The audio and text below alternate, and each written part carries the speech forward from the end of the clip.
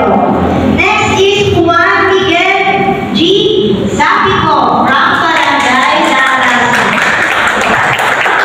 Number 6 is si Miss Ashley Denise Ecoran from Barangay Sipol. Kita-kita ko dito sa dalawang abot hanggang tenga. At next, ang pito, Mr. Nash Ivan A. De La Rosa from Barangay Paliapas. Ang cute-cute mo naman tutoy. Ito yung tayo-tayo. Apo BM.